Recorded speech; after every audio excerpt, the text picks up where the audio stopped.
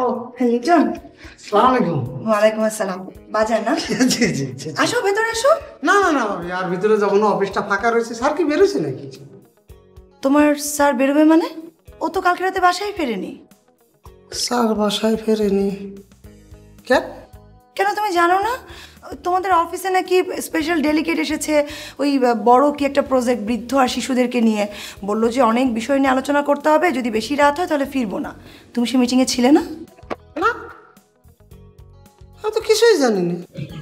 এত কিছু ঘটে গেল আমি জানতে পারলাম না। তবে ওই যে ডেলিগেটসের কথা বলেন, ওই ডেলিগেটসটা কিন্তু আমি দেখেছি। কোথায়? কেন, ওই যে কালকে অফিসে এসেছিল। আচ্ছা ঠিক আছে। ও ভাবি, ওই যে বিদেশ থেকে যে ডেলিগেটস আসছে ওরা কিন্তু একটা লেডিস। আমি যে আপনার এই কথাটা করলাম, এটা আমার স্যারে কয়ে না, আমার কিন্তু চাকরি নট হয়ে যাবে ভাবি। হ্যাঁ না ঠিক আছে, বলবো না। আমি জানি তোমার স্যার আমাকে বলেছে। হুম, উনি যে একজন মহিলা সেটা তোমার স্যার আমাকে বলেছে। ও কার কাছে কি করছি? ঠিক আছে ভাবি, স্নান।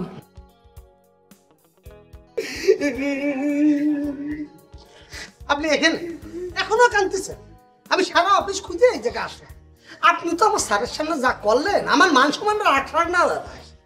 লিটন ভাই, আমার শুনি চাও তোমার স্যার আমার কি করছে? করছে কবিতা সাইডে দিয়ে মলম বিক্রি করতি। কে ভাই তুমি জানো না, আমার এলাকায় যতবার কবিতা প্রতিযোগিতা হয়েছে প্রত্যেকবার আমি ফার্স্ট সেকেন্ড থার্ড হয়েছি, পুরস্কার পাইছি। আর সে করছে আমার এই কবিতা নাকি কিছুই হয়নি। দেখেন ভাই, আপনার পুরস্কারের কাহিনী আমার শুনবেন না, আমি জানি। আপনারা কয় কবি এক জায়গা হয়ে চান্দা তুলে এক কবি আর এক কবিরে পুরস্কার দেন, নিজের হাততালি দেন।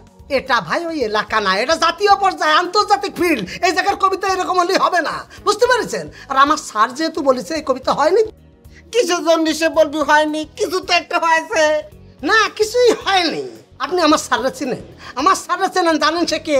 কিডা সে কিডা? কিডা সে কিডা? আমার স্যার হচ্ছে সে যে পারিবারিক, সামাজিক, রাজনৈতিক, অর্থনৈতিক, সাংস্কৃতিক, বৈজ্ঞানিক সমস্ত পর্যায়ে জ্ঞান রাখে, বুঝতে পেরেছেন?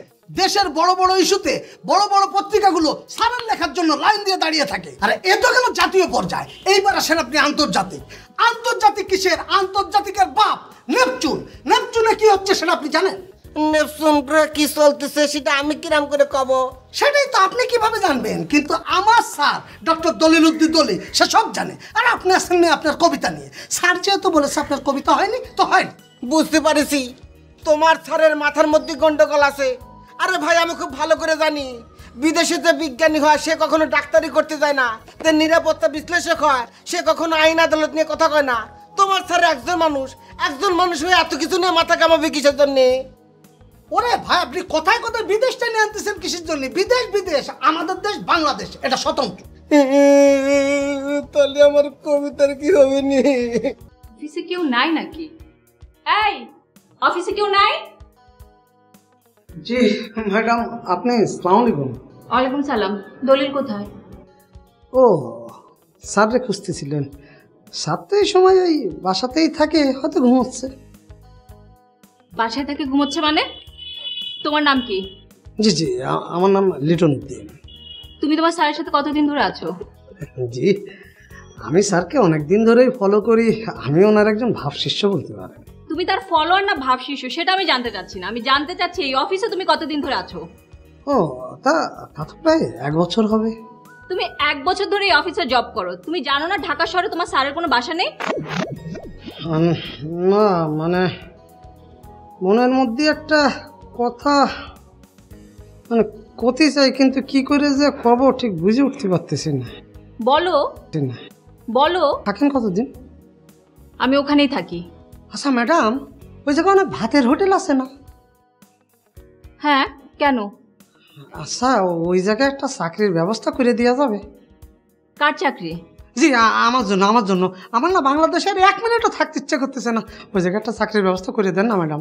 এই আমি তোমাকে বলছিলাম তোমার স্যার কোথায়, আর তুমি এসব কিসব উল্টাপাল্টা কথা বলছো? ম্যাডাম, আপনি যদি আমার চাকরির ব্যবস্থাটা করে দেন তাহলে আমি করতে পারি স্যার কোন জায়গায় আছে। আচ্ছা ঠিক আছে, বলো তোমার স্যার কোথায়?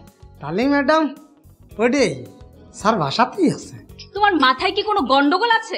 একটা কথা বারবার বলে যাচ্ছ স্যার বাসাতে আছে বাসাতে আছে। ঢাকা শহরে যদি তোমার স্যারের বাসায় থাকতো আমি জানতাম না, আমি সেখানে যেতাম না। ম্যাডাম আপনি কি করে ওই বাসায় যাবেন? ওই জায়গা তো আর একভাবে বসে আছে। আপনি তো অনেক কিছুই জানেন না। তুমি তোমার স্যারের বাসার ঠিকানা জানো? এটা কোনো কথা বলেন?